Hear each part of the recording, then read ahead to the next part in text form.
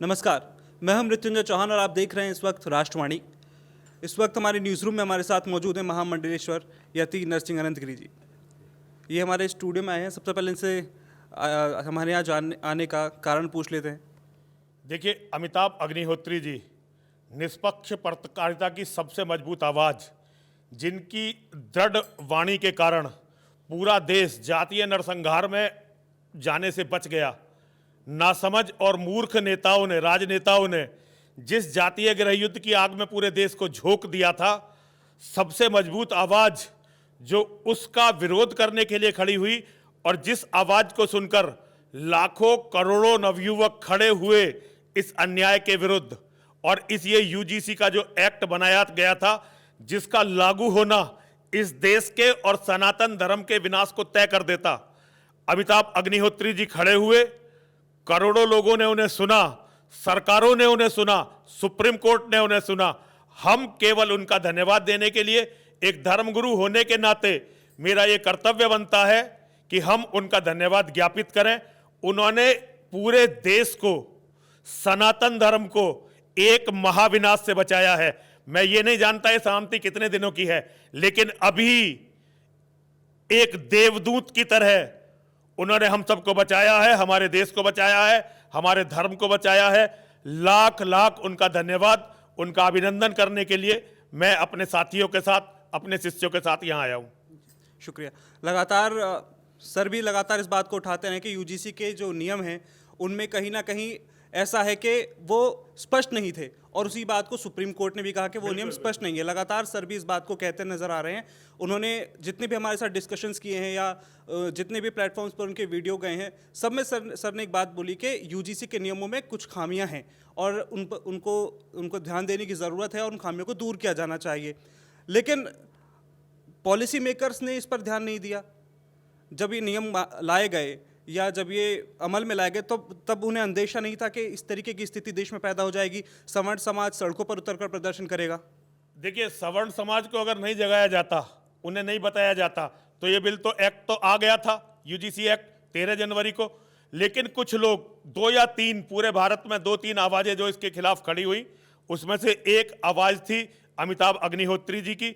उस आवाज़ के कारण बहुत सारे लोग जागे और वो लड़ने के लिए तैयार हुए, वरना तो ये अपने आप आ जाता थोड़े दिनों बाद, हमें पता भी नहीं चलता, और ना सुप्रीम कोर्ट इस पर ध्यान देता, ना हम लड़ पाते। तो भैया ये बहुत बहुत साधुवाद के पात्र हैं अग्निहोत्री जी। उनकी उम्र बहुत हो, हमारी सबकी उम्र भी उन्हें लग जाए, माँ और महादेव उन्हें इसी तरह से प्रचंड रखें, और जब भी धर्म और राष्ट्र को जरूरत हो तो वो एक निष्पक्ष पत्रकार के रूप में, जो एक पत्रकार का दायित्व है, इसी तरह उसका निर्वहन करते रहें। हमारी बहुत बहुत शुभकामनाएं हैं उनके साथ, और आप सबके साथ, आपकी पूरी टीम के साथ, राष्ट्रवाणी की पूरी टीम को बहुत बहुत साधुवाद, बहुत बहुत धन्यवाद, हमें बचाने के लिए, हमारी नस्लों को बचाने के लिए। शुक्रिया। देखिए, हालांकि ऐसे बहुत सारे लोग हैं जो कह रहे हैं कि जिन्होंने पहले कहा था, हालांकि सुप्रीम कोर्ट ने जब इस बात पर संज्ञान लिया, उससे पहले बहुत सारे लोगों ने कई राजनेताओं ने इस पर सवाल खड़े किए कि यूजीसी का अगर कानून वापस ले लिया जाता है तो हम ये कर देंगे, वो कर देंगे। चंद्रशेखर उनमें से, उन्होंने कहा था कि कानून वापस नहीं लिया जा सकता। ऐसे बहुत सारे नेता थे जो लगातार इस बात को कह रहे थे। देखिए, वो अपना पक्ष रख रहे थे, मैं उनके बारे में कोई टिप्पणी नहीं करना चाहता। वो अपनी तरह से बात कर रहे थे जैसे हम अपने बच्चों की बात कर रहे थे। उन्हें लग रहा था कि जो आज तक 5000 साल या 7000 साल जो वो बताते हैं, जो इन्होंने किया, अब उसका बदला लेने का समय आ गया है। हम लोगों का कहना ये था कि हमारे ही बड़े बूढ़े थे जिन्होंने ये रिजर्वेशन दिया जब संविधान बना रहे थे, तो अब उसे भूल जाओ। कभी हमने विरोध नहीं किया, कभी आरक्षण का बिल आया, कभी पदोन्नति में आरक्षण का बिल आया, कभी एट्रोसिटी एक्ट आया, SC/ST एक्ट है, हमने विरोध नहीं किया। लेकिन इस बार जो ये बिल आया था, ये हमारे बच्चों को यूनिवर्सिटी में, विश्वविद्यालयों में, उच्च शिक्षण संस्थानों में कुचलने का बिल था, इसीलिए हमें खड़ा होना पड़ा। तो इन नेताओं की बात का कोई बहुत मायने नहीं होता। ये अपने लोगों को खुश करने के लिए, जबकि ये जानते हैं कि गलत है, फिर भी बोलते रहते हैं। उन्हें अपनी राजनीति करनी है, उनकी राजनीति इसी उत्तेजना से, इसी उत्तेजक बातों से चलती है, तो वो अपनी काम कर रहे हैं। मुझे उनसे कोई गिला शिकवा नहीं है। मुझे तो जितना भी गिला शिकवा है उन लोगों से है जिन्हें हमने अपने सिर पर बैठाया और उन्होंने हमारे बच्चों के लिए विनाश लीला तैयार की। नाम ले लीजिए अगर आप चाहेंगे। कोई नाम लेने की कोई ज़रूरत नहीं, आप भी जानते हैं, मैं भी जानता हूँ, सारी दुनिया जानती है। नाम किसी का लेने की कोई ज़रूरत नहीं है। लेकिन वो कहते हैं ना, घर को लगा दी आग घर के चिराग ने। तो हमें तो हमारे चिरागों ने जला दिया था, लेकिन जिन्होंने भी हमें बचाया, वो आवाज़ें जो इसके विरुद्ध उठी, वो हमारे लिए बहुत ही आदर और सम्मान की पात्र हैं। उन सभी को हम बहुत बहुत साधुवाद देते हैं, बहुत बहुत धन्यवाद देते हैं। इसके अलावा और भी बहुत सारे ऐसे मुद्दे हैं जो लगातार इसी के आसपास रहे। जैसे अभी हाल फिलहाल में गंगोत्री धाम समिति ने एक बात कही कि गैर हिंदुओं का प्रवेश वर्जित कर दिया जाएगा। 48 धर्मस्थलों की एक लिस्ट भी जारी कर दी उन्होंने। और उत्तराखंड की सरकार ने भी कह दिया कि हाँ, जिस तरह जो साधु संत कहेंगे, जो समितियां कहेंगे, हम उसके साथ जाएंगे। और उसके खिलाफ भी बहुत सारी आवाज़ें उठी। फिर देखिए, जो खिलाफत कर रही हैं वो तो बेकार की आवाज़ें हैं, बिल्कुल सही बात है। हिंदुओं के धर्मस्थल हैं, वो कोई पिकनिक स्पॉट तो है नहीं। हिंदुओं के धर्मस्थलों में गैर हिंदुओं को क्यों जाना है? अगर तुम्हें पूजा पाठ करनी है तो बहुत अच्छा, आओ हम करवाते हैं। तुम्हें पूजा पाठ करनी नहीं है, केवल हमारे धर्मस्थलों को गंदा करना, भाई क्यों करना है? तुमने अपने धर्मस्थलों में तो हमें घुसने भी नहीं देते। क्या कोई हिंदू जाके वेटिकन में रह सकता है, या कोई हिंदू मक्का में जा सकता है? जैसे उनकी मक्का है, उनका वेटिकन है, हमारे भी धर्मस्थलों को ऐसे ही छोड़ दीजिए। जी, इसके अलावा जैसे मैं इमरान मसूद का बयान सुन रहा था, मैंने और भी कई लोगों की बातें सुनी। मैंने हरीश रावत जो पूर्व मुख्यमंत्री उत्तराखंड के, उनकी बात भी सुनी। तो उन्होंने कहा कि देखिए, बहुत लोग ऐसा कहते हैं कि हम चाहते हैं कि हम अपने धर्म की महानता लोगों तक पहुंचाएं, तो ये बातें बिल्कुल गलत हैं। देखिए, धर्म की महानता पहुंचाने के बहुत सारे तरीके हैं। अपने धर्मस्थलों को गंदा करवा कर, अपवित्र करवा कर ही तुम अपनी धर्म की महानता दूसरों तक पहुंचा पाओगे। इसका कोई लॉजिक मुझे दिखाई नहीं देता। वैसे मैं नेताओं की बात में लॉजिक ढूंढता भी नहीं हूं, चाहे वो मुख्यमंत्री हो, चाहे प्रधानमंत्री हो। मैं एक साधु हूं, बहुत छोटा सा और साधारण सा साधु। मैं नेताओं की बात में कोई लॉजिक नहीं ढूंढता। जैसे इस यूजीसी एक्ट का भी कोई लॉजिक मेरी समझ में नहीं आया था। देश जातिवाद को भूलने जा रहा था। हम जातिवाद को लगभग भूल चुके थे। अचानक मंडल कमीशन आया, चलो कुछ लोगों को सृजन मिला, चलो मिल गया, बड़ी अच्छी बात है।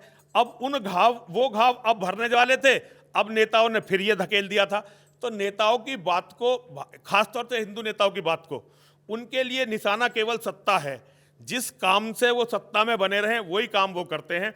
तो भाई, इन नेताओं की बात को मैं एक साधु होने के नाते कभी भी गंभीरता से नहीं लेता, लेकिन ताकत इन्हीं के पास है तो मैं कुछ भी नहीं कर सकता। तो जो लोग देवदूत बन के हमारा कार्य करते हैं, हमारे लिए वो सम्मान के पात्र हैं। और मैं तो केवल आज इसी के लिए आया हूं। ज़्यादा बातें मुझे पता भी नहीं, मैं तो आउट बिल्कुल अलग बैठा हुआ हूं पूरी दीन दुनिया से। तो मुझे तो जो अच्छा लगा बस मैं वही करता हूं। आज पंडित जी का रोल बहुत अच्छा लगा, उन्होंने धर्म को बचाया, बस मन बहुत खुश हुआ। मैंने उन्हें फ़ोन मिलाया, उनसे समय मांगा कि पंडित जी बस एक माला पहनाने के लिए आना चाहता हूं। मेरे सारे साथी बोले हम भी चलेंगे, तो हम आ गए आपके यहाँ। बाकी ज़्यादा चीज़ें हम तो जानते भी नहीं है। एक आखिरी सवाल और, अभी माघ मेले में जिस तरीके से स्वामी अभिमुक्तेश्वरानंद के साथ जो घटनाएं घटी और उसके बाद जो पूरा प्रकरण हुआ, एक स्टेटमेंट उस पर, और आज ही उनकी प्रेस कॉन्फ्रेंस भी हुई है। उस प्रेस कॉन्फ्रेंस में उन्होंने मुख्यमंत्री योगी आदित्यनाथ से कहा कि आपने हमसे सबूत मांगे, अब हम आपसे सबूत मांगते हैं। 40 दिन का अल्टीमेटम उन्होंने दे दिया है। देखिए, योगी जी मुझसे बहुत बड़े हैं और शंकराचार्य जी तो शंकराचार्य हैं। मैं एक साधु होने के नाते उन दोनों के किसी विवाद पे कोई टिप्पणी नहीं करना चाहता, लेकिन ये सनातन धर्म के लिए बहुत ही दुर्भाग्यपूर्ण है। ये विवाद नहीं होना चाहिए था, हो गया तो ये अब जो भी हो गया। तो बाकी मेरी कोई ऐसी हैसियत नहीं है कि मैं उन दोनों के बारे में बोलूं। मैं दोनों को प्रणाम करता हूं। हर हर महादेव, हर हर महादेव, हर हर महादेव। तो ये थे हमारे साथ यति नरसिंह आनंदगिरी जी, जिन्होंने बेबाकी से अपनी सारी बातें रखी और कहा कि यूजीसी बिल जो आया वो गलत था, उसमें खामियां थी। और उन्होंने साफ तौर पर इस बात को कहा कि जिस तरीके से जो हालात इस वक्त बने हुए हैं, चाहे वो किसी भी मुद्दे पर हों, चाहे वो शंकराचार्य के मुद्दे पर हों, चाहे वो उत्तराखंड में जिस तरीके से समितियों ने जो अपनी बातें कही हैं, उस पर उन्होंने अपनी सारी बातें रखी हैं।